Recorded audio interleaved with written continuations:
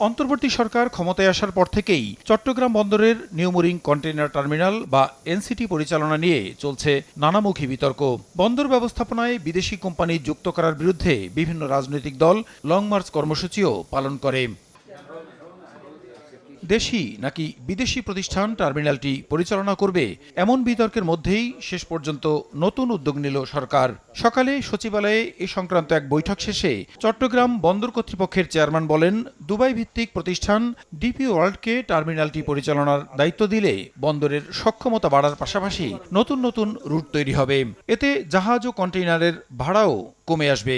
যখন আপনার এই ডিপি ওয়ার্ল্ডের মতো একটা কোম্পানি আসবে, তখন কিন্তু দেখবেন যে মডার্ন শিপ এবং বড় বড় লাইনার সার্ভিস যারা তারা এখানে আসবে।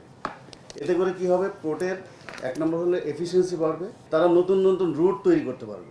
জাহাজের যেমন ভাড়া কমে যাবে, একইভাবে আপনার কন্টেনারের ভাড়াও কমে যাবে। এদিকে টার্মিনাল পরিচালনায় স্থায়ী অপারেটর নিয়োগে বন্দর কর্তৃপক্ষকে পূর্ণ দায়িত্ব দেওয়া হয়েছে জানিয়ে নৌপরিবহন উপদেষ্টা বলেন, এর আগে আগামী 6 মাসের জন্য এনসিটি পরিচালনায় নৌবাহিনীকে দায়িত্ব দিতে সুপারিশ করেছে সরকার। পোর্টকে অথরাইজ করা হচ্ছে 6 মাস অথবা মোর দেন দ্যাট, যে আর কাউকে দেই না দেই, it should be given to the navy. Navy বর্তমানে বাংলাদেশে পোর্ট পরিচালনার জন্য মোস্ট এক্সপার্ট পিপল।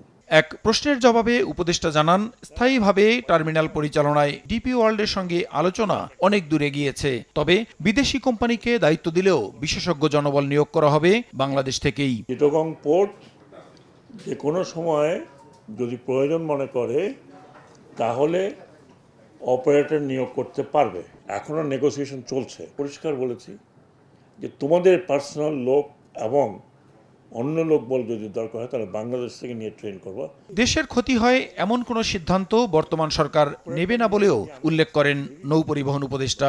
আমরা কি এখানে দেশ বিক্রি করে দেওয়ার জন্য আসছি না। প্রসূন আশিস, সময় সংবাদ, ঢাকা।